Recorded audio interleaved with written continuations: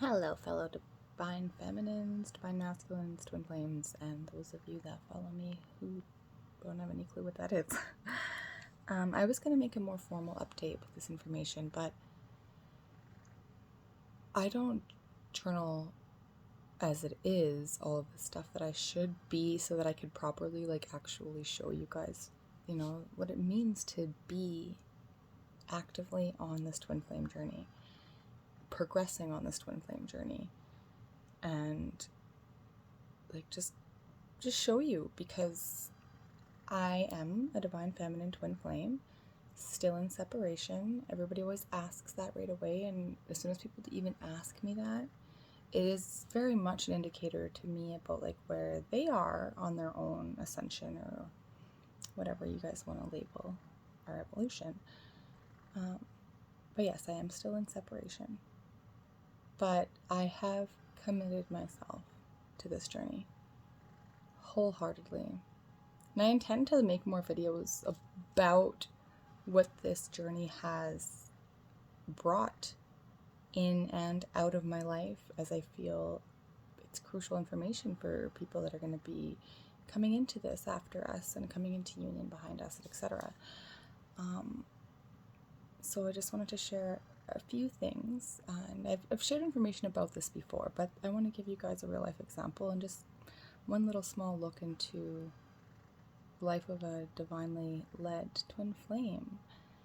So I lost a member of our soul family. I guess we lost a member of our soul family technically 30 days ago, or a month ago today.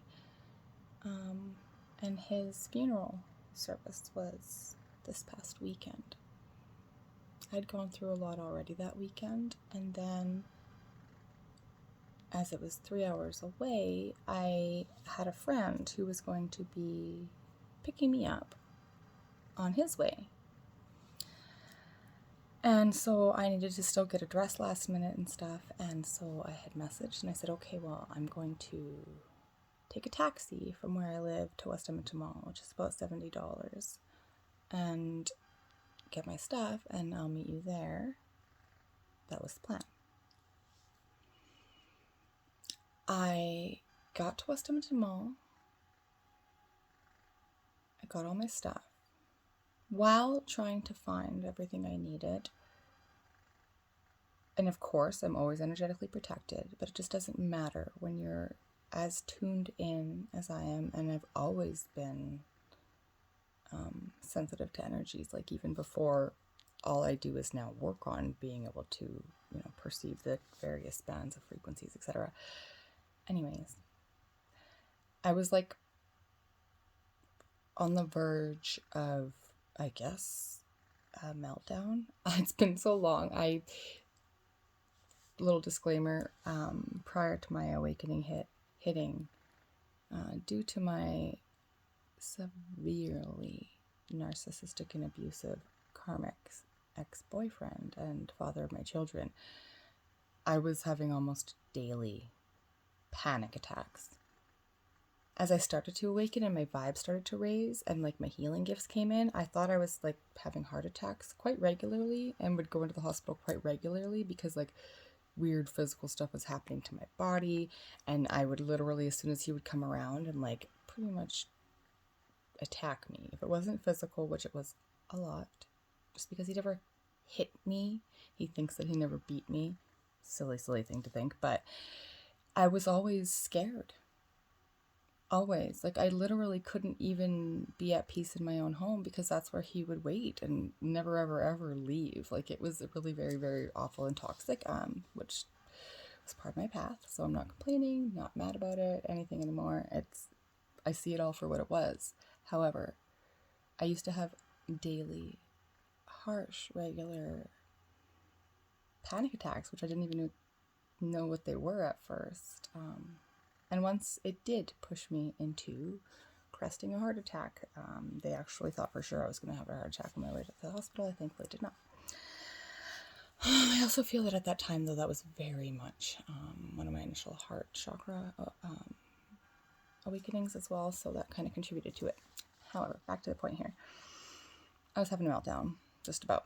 I already knew. I could feel it, but I had very little time. But this is why, like, I know that I don't react well with pressure, etc. So, like, I quite literally try to format my entire life so that I'm always at peace.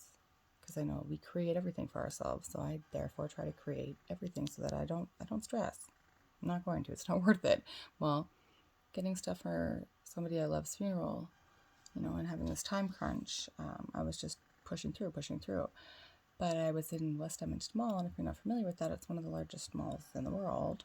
And that many people, that amount of electronics, little fresh air, that is like a recipe for death for a twin flame and an empath. And so I was already just like so thankful to be leaving there. My friend hadn't been texting though, and I knew that he was still coming, like psychically, but I had already manifested them not showing up and me being ditched. I thought about it 3 different times, only for about a second each before I caught my thoughts. And I said, don't, no, please, no, and tried to take them back. It's not exactly how manifestation works, but it depends on the belief in the thoughts that you're having. So if you believe more and doubt in people more than you have faith in them, then no matter how much you think that they're going to come through, but you really don't believe it, and then you put a little bit of energy into the thoughts that, oh no, they're fucking sure going to let me down again, then they're going to let you down again. Yeah, they didn't want me to stop there. But anyways, so then I finally phone him. And I'm like, hey, am I late? You guys aren't leaving me behind? And something had come up. So, oh no, we're not leaving now until tomorrow. And I'm like, dude. Like, and then instantly I did. I stopped myself just like that because I'm like, I didn't want to like make him feel guilty because like it's my own life and I already knew I could figure it all out. I would be okay. But I'm like, oh my God, like, is there even a way for me to get to this other town? Can I? And I'm like, oh my God, I'm stranded. And he's like, oh, I'm so sorry. And then I just like started to think about it. I'm like, it's fine. It's okay. And so I like hung up the phone with him. Savagely, I'm not gonna lie. Shoved all of my purchases and stuff into like a little rental locker. And I mean, like, I had to like kick some of it in because the door wouldn't close and I couldn't even, I was like running for outside. And so I get outside, clear the air, clear my vibes, spend a few minutes outside, and then I just start to feel the guidance coming in. And I was like, oh, bang, Erica, the train, bang, everything just like lined up. And I was like, oh, okay. And I'm still though, like not 100% back to my normal vibration, but close. But my girlfriend, she wasn't helping because she's like, oh, I'm so mad. I'm like, it's fine, I'm not mad. She's like, oh, I'm so mad. I'm like, it's fine, I'm not mad. I'm like, I'm totally good. I'm like, but let's chat while I go get some food. I haven't eaten all day. So I walk back through the mall and her and I are talking about our friend that passed. And then I'm crying through the mall and she's crying and we're just like visiting, right, on the phone. I don't know what it is about that place, but without even giving it a second thought, I walk over to the Mr. Mike's in Bourbon Street in West Edmonton Mall. I've done that 2 other times, like where both times I like didn't plan to go there, wasn't sure anything like, but ended up there. And the last time I was there before this time was with my twin flame, Divine Masculine. Trigger warning. We were there. That's before.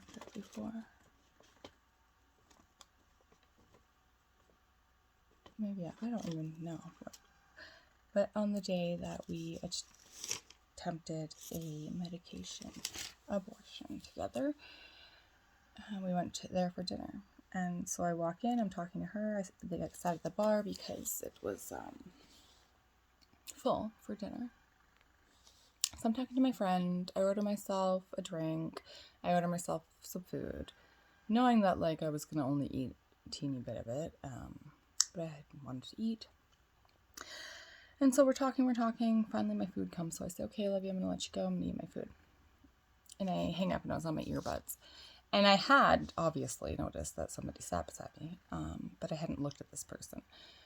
And then I still hadn't looked at them when he talked to me, and he leans over kind of, and he goes, oh, that really smells delicious. And I don't even think I've actually looked at the guy yet. And I just like looked down at all my food. I was like, fuck, I ordered way too much food. So I like moved my bruschetta plate over. And I'm like, you must try one of these. And so when he looks at me, he's like, are you, he like went to go grab one at first. And he's like, oh, no, are you sure? And I'm like, trust me, you're doing me a favor. I'm like, and you'll regret not trying these. They're the bomb. Please do. I won't eat them, I promise. Please eat one. And he's like, okay, cool. So he grabs one. He's like, cheers. And he eats one. And we both finished chewing. And he had just heard me crying and for like 20 something minutes.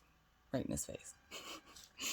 And he like finishes his bruschetta. And then he like leans over with his hand sticking out. And he goes, hi, I'm Matt.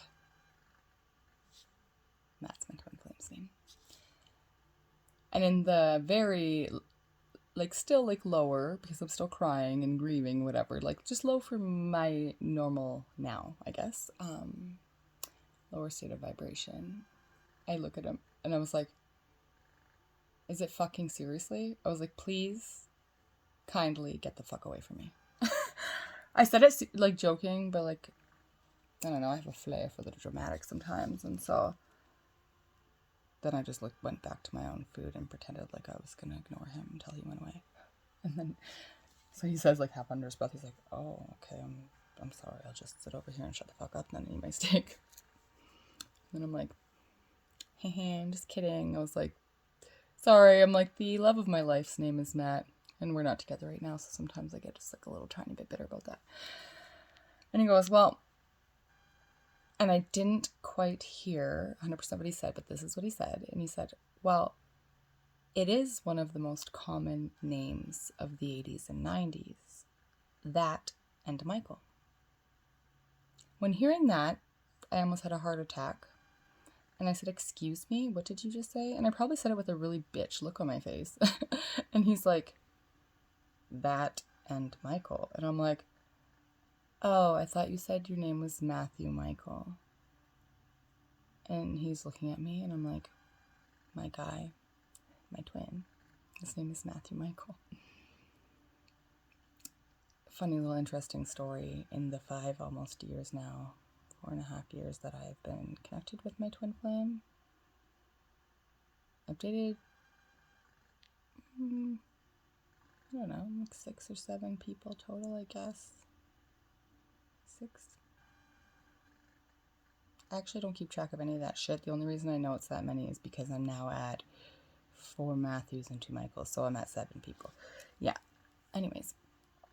And he goes, looks at me and he's like, no, my name's not Matthew Michael.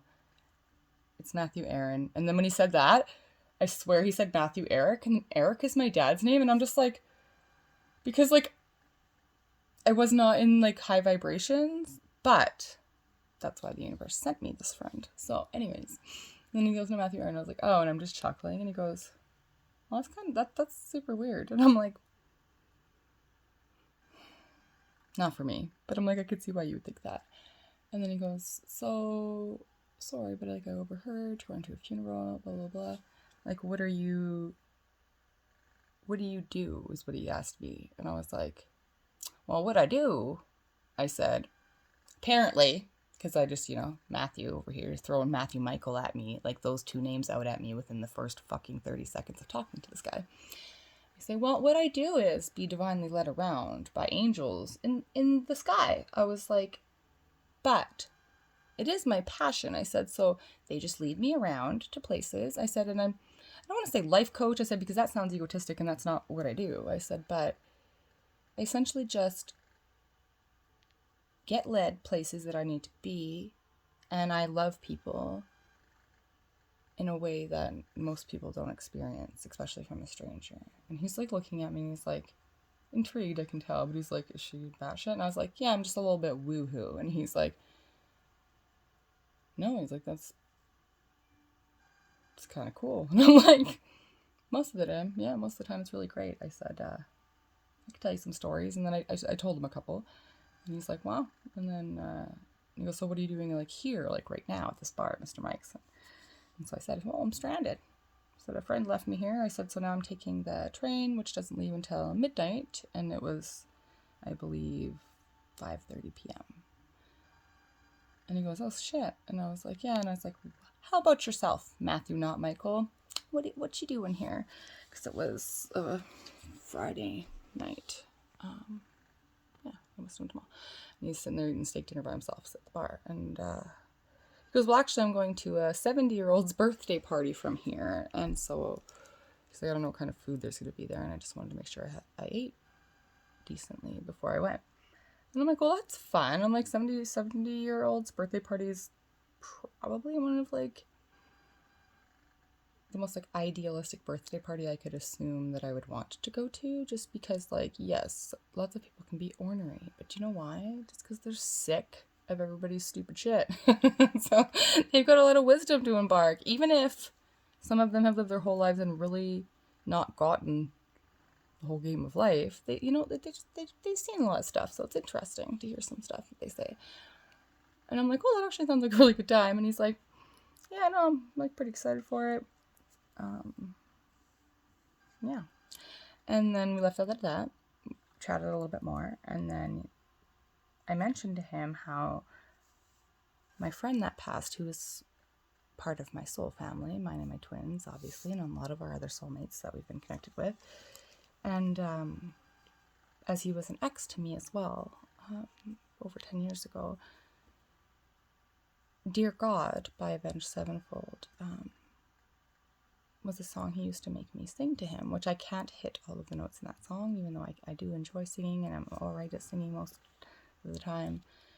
I used to hate that he would always make me sing that, until now, of course. And I kept hearing him like, just sing it at my funeral. And I'm like, dude, I'm not singing Avenged Sevenfold at your funeral. And he really wanted me to, and I said, I'm sorry, but I can't. But I was still deliberating it at this time when I told this guy, and he goes, singing, you say? And I'm like, yeah. I know, it's alright, you can think I'm crazy. Everybody does. Don't care. And he's like, well, just gonna throw this out there. He's like, the party I'm going to, he's like, is literally like around the corner from the mall. He's like, and it's a karaoke party. Again, for those of you that don't know me, that's my fave. I love to sing. I hold love frequency notes as well as various other healing frequency tones that I can produce innately as intuitively needed that literally resonates with people's heart chakra. Not kidding. And so I'm like, oh my God, I could fucking practice and just see. And I had all this time to kill. And like, clearly the universe, God, whatever you guys resonate with, sent me this person. Like, literally throws Matthew Michael out of there in like 15 seconds. So I was like, my sign that it's safe to get into the car with a stranger. And I was like, well, I got a lot of shit. And he's like, I have a truck. And that was it. I like thought about it for 2 seconds. I looked up. I saw there was security cameras. So I texted my twin, even though we're not really in communication right now. I always still like to just keep him updated on my life. I don't know what it is. Like, I know we've got the telepathy thing, but it's like, I want him to know what I'm going through, because like, I had to only rely purely on my intuition, and still do, to try and kind of make sense of the things that I'm feeling that were his and not mine, right? And so, being that he spent this entire time trying to deny that he's psychically gifted and a divine masculine king, essentially, but right now, in the lower masculine energies, I just feel like it's, it would just, I'll find some words here.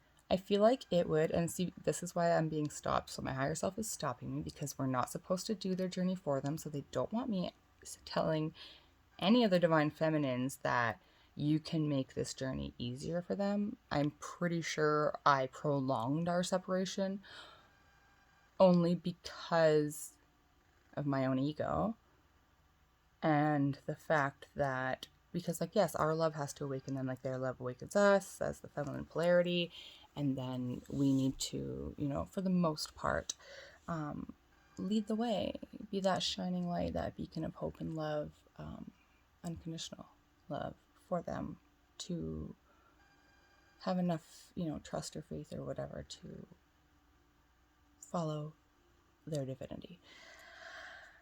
And so yeah, I still feel that. I still feel that me just sharing my life with him just might help him, you know, a little bit just understand sometimes even like how I'm reacting or how he's reacting, just so that he can start to alert energy. Not that I don't think it's going to take him very long, because like he is me, and like we do have such a strong telepathic connection. We always have, which is why like there doesn't need to be a lot of words for like a whole bunch of things to be communicated. But you know, I just feel like, yeah, that's just like, it's not a cheat or anything. It's just, I don't know, it's just for ours, and everybody's journey is different. So like depending on where you and your twin are at, you know, whatever. But so I say to him, well, the universe sent me another Matthew. And just in the right time, because I was just saying to my friend on the phone, like, hey, we got to raise our vibes. Like, we got to be strong. We got to be loved. We're going to be in a room full of people who are grieving. I was like, my divine purpose as a divine feminine is quite literally to maintain this love frequency and to stand strong in the midst of all of the chaos that's coming to this earth. To literally handle anything that's thrown at me and move on with grace and ease and love, strength, integrity, you know, all that stuff. And so I was telling him, we need to raise our vibes. Well, then incoming, get a couple chuckles out of Matthew, not Michael over here. Look at him. Okay, good. You're not attractive enough for me to ever think that I'm supposed to date you. But like, super amazing person. I could tell right away, vibe-wise, right? Super nice, super friendly, super funny. So I'm like, yeah, tell my twin. Well, if you don't hear from me ever again, look up the footage of Mr. Mike's in West Ed, right across from the table we sat at last time for photos of my kidnapper. And then he ran actually home to change and freshen up. And then he's like, I'll come back and grab you. I was like, cool. So I could finish my drink. I'm walking back through the mall to go back to my little locker thing to get all my stuff. And I'm like literally finally, like I'm laughing as I'm talking to my guides walking through the mall, because I'm like, fucking love you guys. Like seriously, fucking love you guys. Like I was just panicked, fixed it myself. Then, okay, grieving. Still working on processing that. But you know what, honestly, I think I've been grieving only for the selfish reasons recently. Like, I just don't want to miss him. I just knew that he had a big, I keep saying that too, that he had a big part to play in our divine plan. And I keep on hearing that, oh, he's still very much doing it from the other side. He promised me, and I don't give a shit if you promise me from the other side or not. You don't fucking lie to me, that he would not let me lose my twin as well. So, anyway, walking through, smiling so hard and so much gratitude, literally beaming gratitude for being so divinely led around, and so excited about going to karaoke and practicing singing this song and just seeing what else the universe had in store for me that night, because I just roll with it, right? And then I'm walking through and I just happened to run into Adam. Adam is a new friend of mine as well. Yes, full disclaimer, of course, twin flame love energy. You know, the reason how we first met is he hit on me on Halloween by writing me this little note. It was very cute, like no joke. You know, had I not already known that like I have found the only person I'm ever gonna love, I told him straight up, I'm like, that would have worked. I'm like, super cute. Try that again on someone else. But like, little note like, carve a pumpkin with me? Check yes, check no. And then it's like, number and whatever. And I just couldn't fathom the idea of like not responding and then like just hurting his feelings for no reason. So I was like, so I told him just the full truth. I do this with everyone. Full verbal diarrhea, so much truth. I'm like, but thank you though. And then we just start chatting a little bit, because of course he was led to me for a reason. Yeah, it turns out he's going through harsh awakening. I had a lot of wisdom to embark. You know, he of course makes jokes like, are you sure you're not available? I was like, let me keep telling you how sure I am. Anyways, sorry, I just had to replay a few things there really quick in my head. Anyways, So now we've established a really great friendship, because he feels it too. Well, I read for him, and I mean, a lot of other things have already come true since then as well, but he was one of, like, probably only the second or third person I've ever read for face to face. Not, like, instantly. I was like, holy fucking shit, I'm gonna connect you to your twin flame. But I didn't want to say that at first, right? So I'm like, he's talking, I'm like, I do this with everybody, don't ever think I'm ever gonna stop. You know, just reading my own stuff without, like, what I'm saying, whatever. And I'm like, oh my god. And then what do I get? Bang, bang, divine feminine, divine masculine. Bang, bang. And I keep getting it. Pairs, pairs, pairs. Like, just, like, I mean, like, 12 cards out, 12 divine counterpart cards. Like, I just mean, like, I just kept grabbing different decks just to test it, and, like, without a doubt. And I was like, holy fucking shit, Adam. I said, I don't even know if you know what a twin flame is, or, like, a soulmate or whatever, but, like, pretty sure you get one in this lifetime. And, like, I mean, he does have, like, a very strong knowing that he has a big part to play whatever goes down as well. Different than me. We actually, like, had a little friend argument already about this, because he's like, well, I know what I feel is true. And I was like, I'm not arguing with you. You feel what your thing is true, and that is true for you. But I'm just saying that I know that things will be a little bit different for me, and, like, whatever.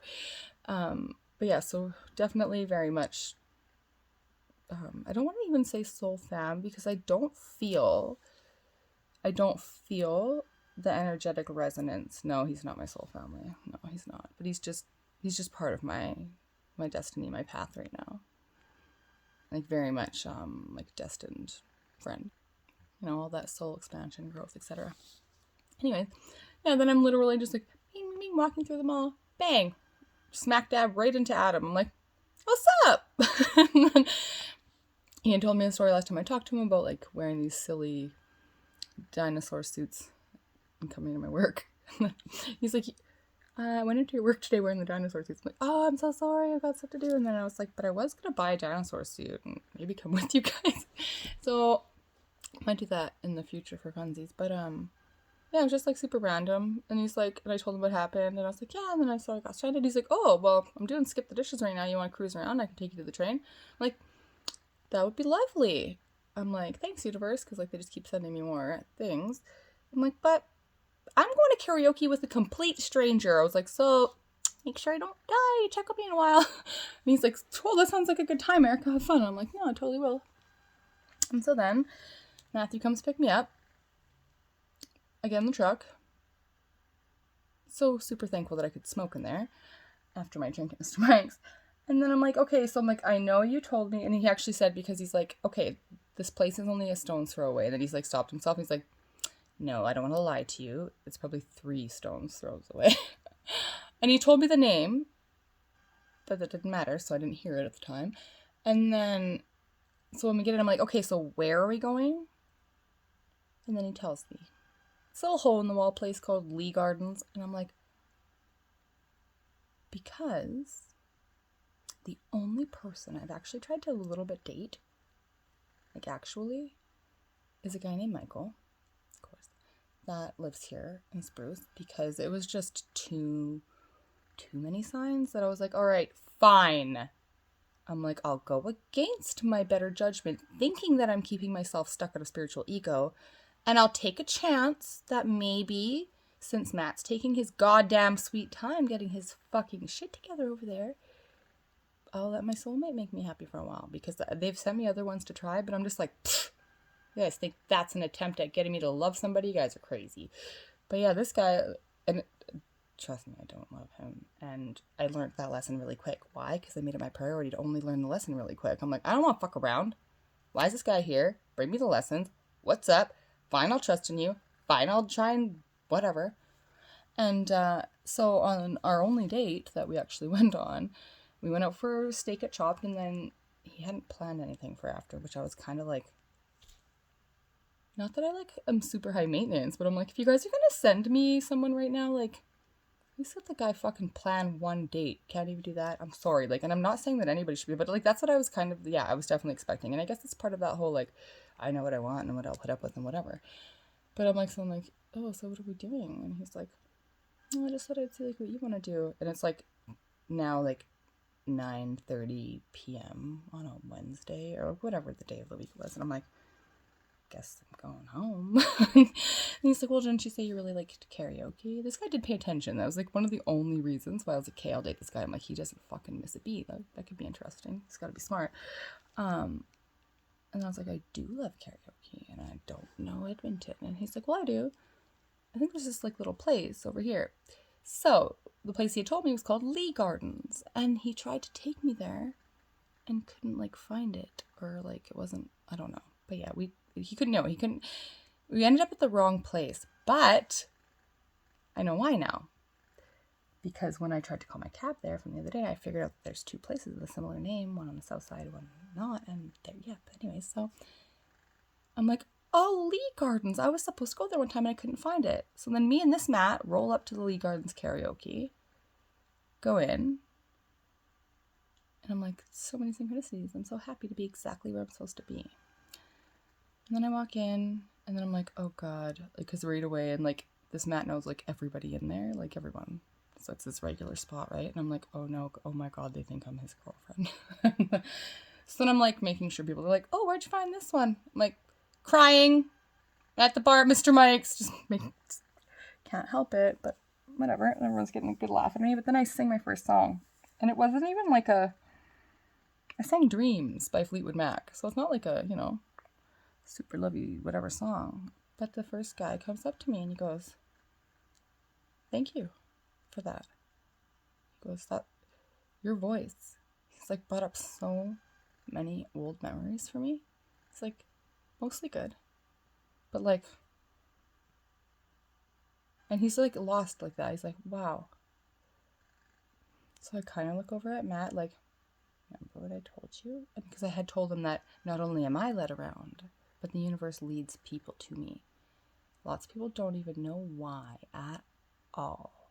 Same reason why people that are in low frequencies very much dislike my light. They don't understand. It literally will trigger them and make them crazy. But people that are receptive, my energy hits them where it counts. It's meant to. And so I was kind of already grateful. And then I sang my second song. What was my second song? Lost Boy. Well, then I'm outside for a cigarette, and this separate gentleman comes over. Obviously, all older gentlemen. I'm at a 70-year-old's birthday party. And he is trying not to cry. So, before because he wants to talk to me, and he's like, hi. And I'm like, and I can see him. And I'm like, can I give you a hug? He's like, sure. So I hugged him. And I mean, like, I hugged him. When I hugged him, I just thought, like, you heal this motherfucker. You heal him like he's never been healed in his life. And he says, I overheard you talking that you lost somebody close to you. And I said, yeah, I did. And he said, so did I. Yesterday. And I'm like, oh, Jesus. And he goes, not best friend of 30 years. And I'm like, I'm so sorry. And he goes, it's all right. Because when you sang, he's like, it's just like, he's like, I just kept, like, and he's like, woke. He doesn't know it. Like, he kind of maybe he does, but like, he's pretty woke, this older guy. And he's like, and I just was getting all this, like, and he's getting like intuitive, like, flashes, right? Like, all of these, like, things that I need to do. Like, all of these, like, revelations. And he's like, it's just so powerful. And I was like, well, thank you. I'm like, honestly, I'm like I was just telling Matt over here, I said that I consciously breathe and intend that every word, thought, action that I take is to change this world for the better. I didn't devote myself wholeheartedly to this, to do it half-assed. Every one of my waking, conscious, unconscious, hopefully, thoughts is healing for everybody, because I love everyone. And I really do know that love can change the world. And I know that my love can help change the world. And so I just said, thanks. I was like, and I'm like, please stop tooting my horn because I've had a drink or two. And, you know, I do still have a little bit of an ego just because I very much am self-assured and confident, but whatever. And I was like, thank you. Like, that's the whole purpose. And then he goes on to ask me how my friend died. And I said, he took his own life. And he goes, wow. And I said, what? And he goes, haven't had anyone to talk about with this yet. He's like, because like I don't like who. How do you even? And he goes, somebody like his wife's stepson or wife's grandson or something like that. 16. Was severely suicidal, I guess, over the last week or so, and then did some pretty not good self-harm stuff. Very much, you know, crying out for help, and then he fucking disappeared. And he said that they were all like really panicking. So I leaned in psychically. I could tell he was alive. I said he's fine, like physically. And then as I'm going to say to him, I know first I said, somebody's with him right now, right? And he goes, I just was texting my wife. He just finally responded, and she's trying to figure out where he is. And I said, and then as I'm going to say, you guys go to him. You go to him. I said, you overstep. You overstep your societally placed boundaries about what's appropriate to do into somebody else's life. I said, and you make him know that he is loved and supported. Not you guys want him to get clean or get whatever and get the help and, you know, he's a big boy now and he better figure it out. No. You hold his hand. You make sure and you show vulnerability and true compassion and care. And you don't make it seem like it's an inconvenience that you guys are doing all these things, because then of course this person's not going to feel receptive. They need to feel real love and care. People need real love and compassion and care. But anyways, as I'm kind of starting to say these things, he starts to tell me that he had an employee take his own life a couple years back with no notice, ran in front of a train, and he said nobody had any chance. And then we both at the same time said, this is your shot. And he goes, we can do something this time. And he goes, I know. He's like that. We will do it. And he's like, we just gotta love each other. And I'm just like, man, I'm like, fuck yeah, man. And like, we're just fucking hugging it out. And the birthday guy came out and he's 70. And then like he was commenting on my singing and just asked where I was from and then asked how I ended up there. And then I told them all my story. And they're all just like, seriously, the 3 old men, they're all just like listening to me talk. And then like I go inside, I sang one more song.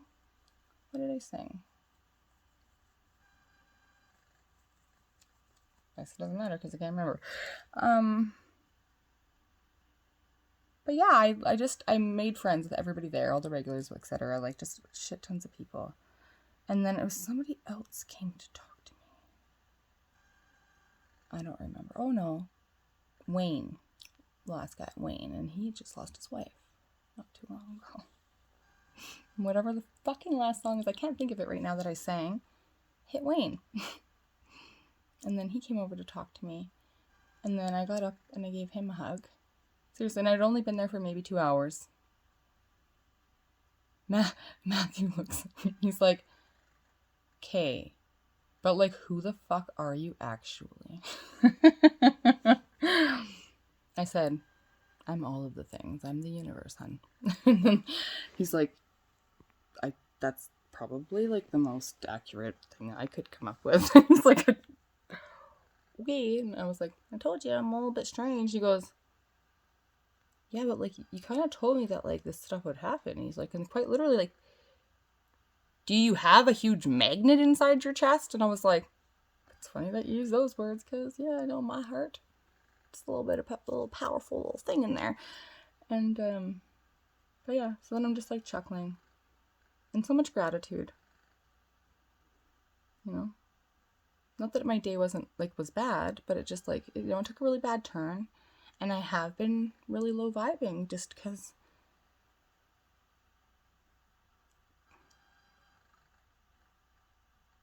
I've said this before, but it's why I'm still like, even though I can talk to my deceased friend, I am a medium. I'm a medium, and it still sucks to lose him. And you know why? And I went through all of like the normal grief stuff. I think right now I'm just stuck on so far, and I'm being told to really stress this so far. He was the only person in my life who believed me and knew me. I've thus far lost everyone, and that's okay, because none of them were aligned with where I'm supposed to be going, which was a really harsh lesson for me, which is what I think is taking my twin so long, is that he needs to leave so many people behind or he'll die. Not everybody, though. Like, that's the thing. Not everybody. The people that truly love him will still always be there. We're not meant to leave those people behind. We're just meant to leave them behind for temporarily. But there's some people, like, yeah, no, it's a big lesson for us. We didn't choose easy shit, me and my twin, but I know now and have seen it. We are meant to lead a whole bunch of people. I'm already doing it on my own. But, yeah, anyway. So then, it's already 40 minutes long, but, oh well. Anyone who wants to get the actual goods, it's going to keep watching. Yeah, so then I'm like, okay, well, I better get going. I gotta go catch my train. And then one of the like part owners of Co-op Taxi happens to be in there and goes, oh, here, hands me $30 in Co-op dollars. Says, take a Co-op Taxi, shouldn't cost you much more than that. It didn't. It only cost me a $5 tip more than that. So then I'm over and I get on the train. Train's late, whatever. It's cold as fuck, whatever. I get there.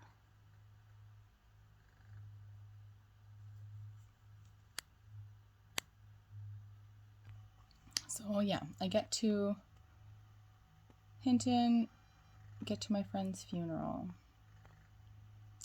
Now, for a little bit of backstory for those that aren't from Hinton who are watching and don't know my life story, I went full public with my crazy journey. I had a wide variety of friends, to which, I kind of, in the beginning, was like, fuck you, fuck you, fuck you, you all suck, bye. And so, like, some of them feel a little bit butthurt that I was snobby and think I'm better than everybody. I can kind of see that. That's not what I think. Because, like, actually, all of those people have done such shitty things and still can't admit it. So it's like, but really, though, like just look in the mirror. But, so, like, it really does not bother me, like, whatsoever. Like, it couldn't even now. And every time I am there, I'm proved why. But, so I'm there, and I'm swimming amongst a sea of people that don't really care for me. Like, lots of people, like, do, but in secret, because so many of them are just still, like, they think that what people think matters at all. And so, like, they're stranded in that. Like, they're just going to be stuck there until they can grow and evolve. But so I made a point to follow my friend in the spirit's guidance, whose funeral it was, and I was wearing a red jacket, over my black dress. Well, lots of various reasons, but anyways, so yeah, very much making myself known, and my presence and my love and light known. Then we have the service. Sure enough, I had prepared myself for 2 weeks. I said, because I knew I'm a psychic. Kirk told me that I was going to see so much fake at that service, and it was going to remind me of why he felt so alone in this world and took his own life. And I did. But I held my P's and Q's. Could I hold my facial expressions? No. Have you guys seen how many times my eyes have been blah, blah, blah? No. Not going to happen. But I held my mouth. Didn't say shit. And when I should have said some stuff, but I didn't say anything. Then I spent the majority of the reception with his daughters. I wasn't expecting that either, but it was why I was supposed to more, like, that was the whole purpose of me being there, I swear. well, there's gonna be more of that to come, but I was so grateful because my love is powerful, you guys. And I haven't been able to love my own kids nearly enough in person because of this karmic journey I'm on, which is slowly coming around. That's another story for another time because this one's already 45 minutes long. But it is. But I was just loving them so hard. And they were feeling it so hard. So much so that their auntie came over and tried to get them to go with her, and they were like, The youngest one grabbed me by the waist, and the oldest reached across the table and grabbed my hand, and they just latched onto me. And they were like, no, we want to stay here with Auntie Erica. And so they did until Brooklyn's mom came to get them. They both stayed with me. Told me they loved me. I told them how much I loved them. Brooklyn told me that I was reminding her of her dad. And I'm pretty sure it's because he was there, right? And I'm a medium. But it was just great for them, and for me. And I was so, so thankful. Just so freaking thankful. And then we go to a friend's for some drinks after the reception. And it's at my twin flame's best friend. I don't allow fear to ruin my life anymore. But I also don't want to upset anybody. Like I said, I literally try to make it my every, thought, word, everything that is for everybody's highest good. And so, first thing I do, and I get there, and I was being genuine, and I was reading them to see if they were genuine. I said, am I welcome here? I said, don't be afraid to say no. I don't want to be here if I'm going to make anybody uncomfortable. I did not know my twin was there. I did on our way to his best friend's house say I won't have to give anything to see him right now. But I didn't think he was there. He didn't come to the funeral. Didn't think he was there. And then they say, no, it's fine, Erica. And so I'm there, I'm hanging out. And my best friend's just I'm my back's towards my twin apparently, and she just looks at me, she's like, oh my god, are you okay? And then as soon as she said that, I'm just like, oh my god, is he behind me? And she's like, yeah. I'm like, I'm just gonna go outside for a minute, because I was just like, oh dear god. I was went outside, I remember I just crouched down on the ground, because I was thinking, I'm should I just leave? I should probably just leave. Because I'm I don't want any confrontation. I don't want him thinking that I came here just to see him or trap him or corner. I'm no, I'm trying to let him live his life. I'm no, what am I doing here? What's happening? I'm really, guys. But then at the same time, well, I did just ask to see him, and he's here, so. And then Daisy came out. Daisy's his dog. Fuck, I miss that dog. And she's bigger. She was already she was still young, 2, I don't know, I forget what her birthday is. But she grew, so she must not have been full grown a year ago when I saw her last. But she remembered me and was loving up on me, and so pretty much I just spent a little bit of time hanging out with Daisy until one of my twin and my severely low vibrational, some might say possessed, I guess, but not really, very, very physically abusive ex's friend, who I've never done a single thing to. Yes, this person has seen me react negatively after being abused by my ex, not my twin flame. My twin flame's never done anything wrong to me ever. And this guy's clearly, has also hurt women before. I haven't read into him yet, because actually his energy makes me a little bit cringy, which means that I know that I'm going to find something when I look into his energy, and I don't think I want to know. But anyways, first he just starts verbally bullying me and asking me what do I think I'm doing there, and because I'm a trash human. And so I ask him, I'm okay, I'll just, and at first I say, I'm I'm going to go, but what did I ever do to you? And he's you're just trash. And I'm okay. And then I can't remember, he said something else to me, and I was like, excuse me? And I like went to go like, just like, excuse me in his face, and he fucking grabbed me by the throat. I'm my twin, and 4 other men. They grabbed him. I looked at Matt and I'm like, really? Nice friends. And then I go to leave, and I really had to pee. So then I asked the owner of the house, I'm like, I'm so sorry. And I'm crying to his girlfriend. I'm leaving. Can I please just pee super quick? I've fucked up bladder problems, which are unhealing. But I'm like, and she's like, of course. And then she's like, oh, I actually don't particularly care for this friend anymore because this friend has done other really nasty things to other friends of hers in the not so recent past, apparently. And so she's like, no, man, let's chat it out. And I didn't think this girl ever liked me, but she's going through this awakening. Hey.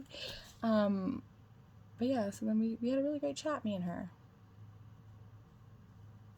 She told me some stuff that I can't repeat because, well, I promised, and it's not anybody's highest good for me to repeat it, not even my twins. So I'm not, but I was just so grateful. So then I left there like, you know what, whatever.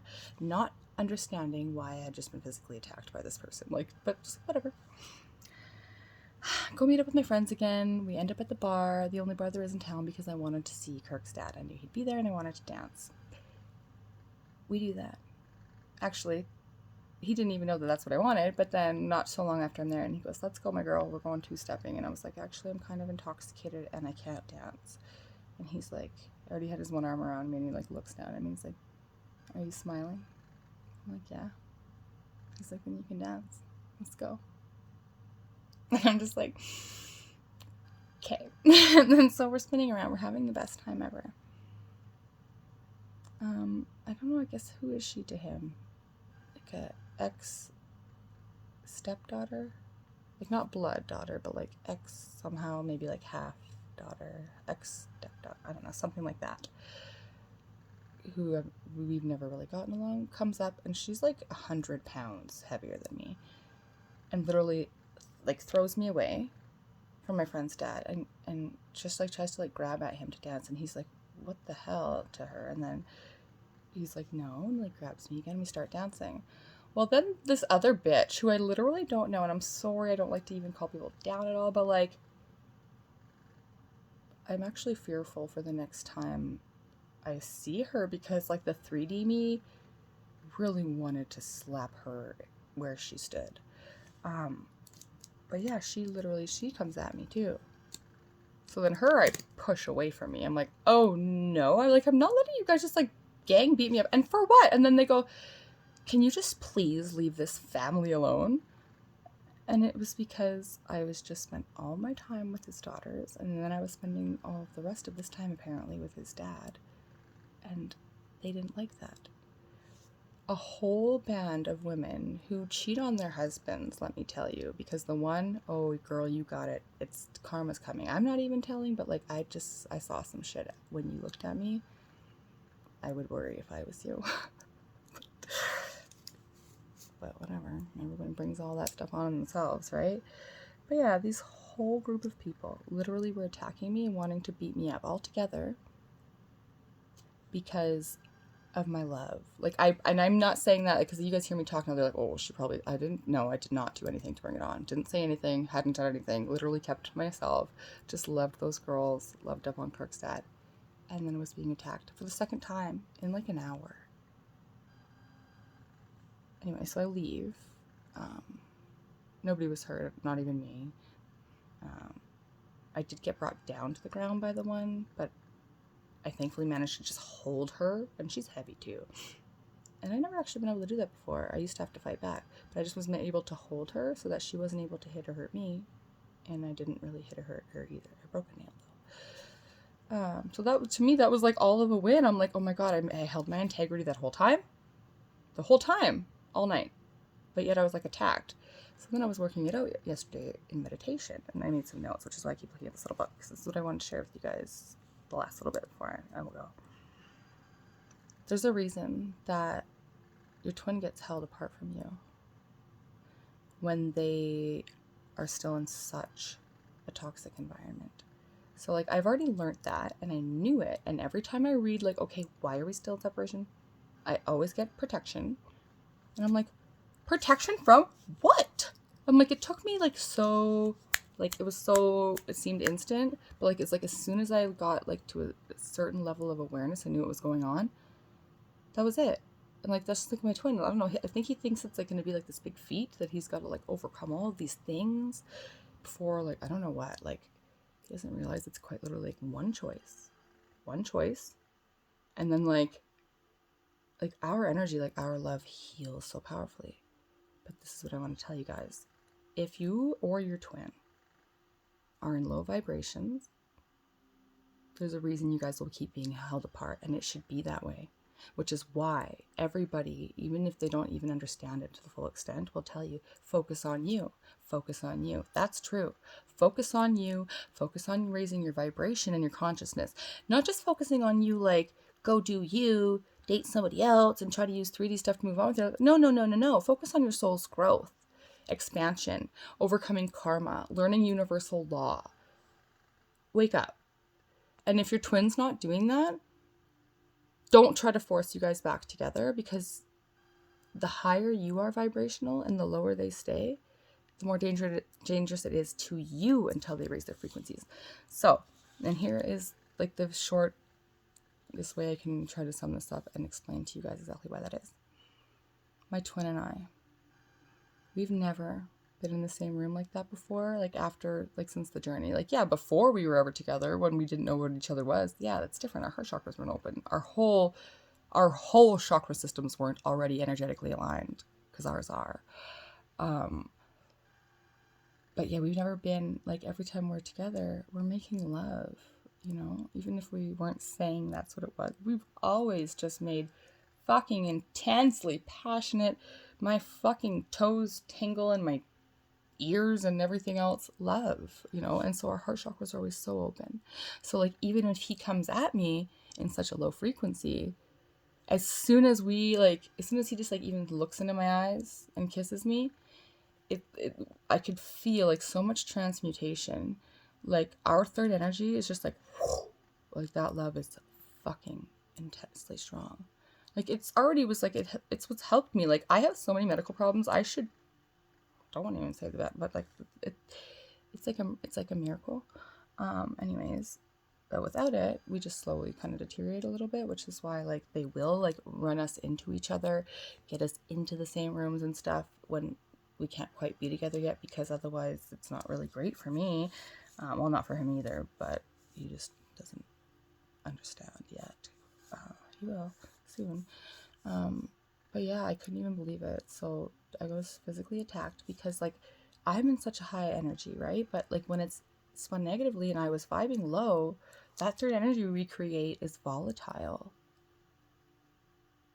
People around us could get hurt. It doesn't always have to be you, but typically it's like whoever's more energetically sensitive, right?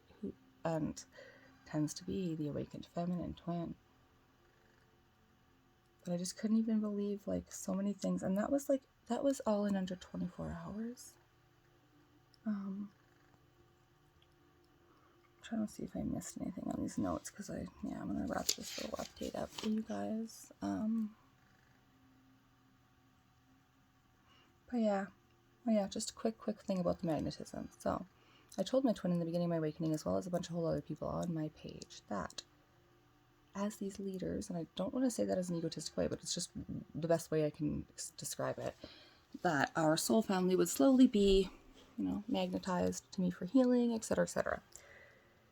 I was able to prove that to my twin, a week or two ago, because one of the members that I told him right at the beginning was part of our soul fam, which was like his first little girlfriend in school, and also my first babysitter when I was 5 years old, who I've had 2 conversations with in 20 years. Messaged randomly that she had been dreaming about me. She's thinking about me. And so I do my light work thing. Well, what were you thinking? What were you feeling when you think about me? Were you in distress? I say to her. She goes, well, yeah, I just lost my husband. I'm like, what? Yeah. And so then we broke it down. We got more in depth, and she couldn't explain it. She kept saying, it's so weird, it's so weird, it's so weird. But she's like literally hurting like as much as she's ever hurt before. And she just kept seeing me and feeling like I could help her and feeling comfort when she thought about me. So the little things like that happen all the time, but like that's just the most recent huge one that I could like help to show you guys. Then with the guy Michael that I told you guys I briefly dated, like actually only one day, but like talked to him for like, I don't know, 10 days maybe, I don't know, because I blew through the lessons that quickly, because I'm like, well, I already know it's not fair to anybody else for me to like, you know, so I told him the whole truth. And I mean like the whole truth, like everything. And I was like, so, because that's like when he asked to date me, I'm like, well, I better tell you some stuff first. So then I told him all of the things, and I said, so I totally get it. I said, if you don't want to actually go on that date, like part of me, I think I was trying to like push him away, but like not really, but like just like I just wanted to be legit. I'm like, dude, not gonna love you ever, and might get over this in like a day and not ever want to talk to you again. Probably I think that's gonna happen, but I'm like, I'm willing to let you try though. Like, who would do that? He was all up in it. But it's because he is definitely, like, strong. I still don't feel, yeah, so he's, like, a soulmate, but, like, because, when I say that, everyone's like, whoa, how do you have 300 soulmates? Well, everybody does, but not really. Anybody, like, aligned with their soul, which I am, and their purpose, which I am, and who has, like, a big destiny to fulfill, which we do, will have all of this, but they might not just be aware as of yet. So yeah, he's definitely a karmic soulmate to me and not a member of my soul family or my monad group. So he's not a twin flame himself. Nope, he's not. Okay, so like I actually didn't care enough about it before to put even that much thought into it. I was just like, oh, I know he's like a soul tie to me, whatever. It doesn't even matter to me. But yeah, anyways, when I met him, I just want to quickly tell that as well, and then I'm totally done with this video because it's just one thing that I missed with my notes. I had seen him come into my work a couple of times, never ever spoken to him. I'm the manager at my job, so I don't actually have to talk to every guest or anything. I just kind of float around.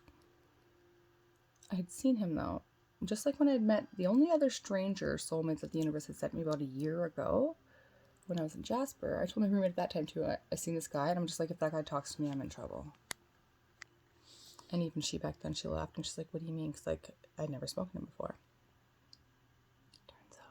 Guy came and sat right beside me that time, and you know, we talked and blah blah blah. And now this, I said the same thing to my little coworker. I'm like, finally, like the third time he'd come in, and it's not even that I thought he was that attractive. Like, yes, I did think that this man was attractive. Like, obviously, I agreed to date him, but like, it wasn't even that. It's just I just energetically picked up on something, and I was just like, oh, please don't talk to me. And then I happened to get off one of my early days, and then my one coworker and I are sitting up at my work bar having a drink after work. And sure enough, the guy comes in, sits 2 seats down from me.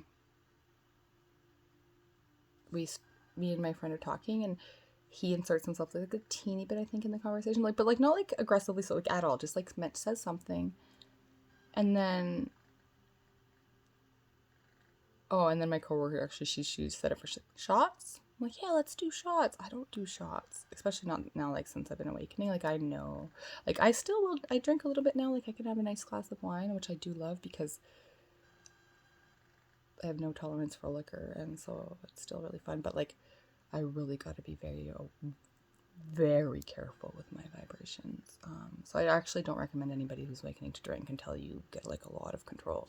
But, we all gotta learn the hard way. But, so anyways, I'm like, yeah, let's do shots. So we get shots. And then, so I go to pass him his. And then I'm like, well, why don't you just move here closer to me?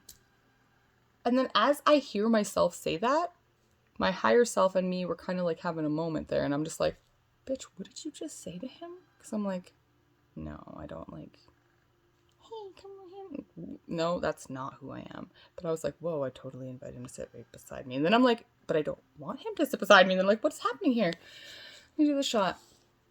And then, that's right. So then he goes, as he's moving over, he reaches out his arm to shake my hand and introduce himself. And he goes, hi, my name is Michael. And I was like, of course it is. That's what I said to this one. He goes, what does that mean? I was like, I'll tell you another time. I'm just a very unique individual. I don't know why so many people are so weirdly flocked to me. But anyways, because of the magnetism. And then as I'm shaking his hand, he's got a tattoo in the crease of his elbow that is the same tattoo that I want in the crease of that elbow. Like, I've had it planned for a long time, but I also have like a whole bunch of other stuff planned and not any money for it because I have this huge spiritual purpose that takes all of my cash and time. And then so then that was it. Like, that was my sign for him that the universe sent him to me, or God sent him to me, or whatever you guys resonate with again. But always Michael's, always Matthew's with me. Apparently just super biblical names, because also Adams and now 2 Davids. Weird. But it's all about energy. The more you align, the more you're guided. The more you expand, the more you're guided. The more you'll trust, and then the more you do, the more you're guided, and then the stronger your faith becomes. Religion doesn't exist, should have never existed. So when I say these words, please don't think Christianity or anything else. I mean faith. I didn't even really understand faith until I was made to experience it by the universe, by God. Now I only have faith. Like, how could I not believe? My whole life is magic. But like right now, it's karmic lesson magic because of all the karmic debt. But yeah. Anyways, long story short, very quickly, I just knew that this was not a waste of my time, but like,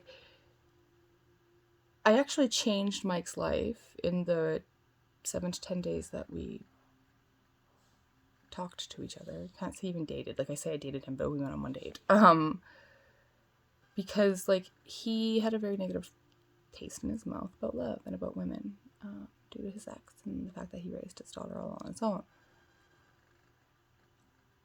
Having me be so honest and so authentic in my love for my twin Matthew first made him jealous, then made him realize that he did want love, and then also made him realize that there are very, very beautiful women out here full of integrity. And he knew instantly, like, well, I'm never gonna get that one, but like, man, do I want someone to love me like she loves Matt. And then I realized that, like, all these guys that I'm like, well, you guys, I know that, like, because trust me when I say I've got proof that that's my twin. I mean, like, that's why I say I'll happily die alone if he never gets it. But like, oh, he's gonna, because I ain't never let this shit fucking fly. But like, I know, I know. And it's just like, we're doing it. This is what twins are for. To spread love in the world. To be selfless. Everyone's like, well, what about your own kids? What about your own journey? Trust me, I never understood that either until I accepted and realized that I have a bigger purpose. Of course I'm going to get my children back full time. Of course it's all going to work out for me. It already slowly is. And it is going to work out in big, big ways for me. But it's because I follow this. And I promise you guys, if you think you're on this path, you probably are. I have so much more to share. But like, it took me an hour to get that out. Yes, I'm a bad storyteller. Yes, I probably, but there's so many things. Like, this is what I mean. Like, I literally need to be filming my life 24/7 to even, like, I love you guys. I just love you guys.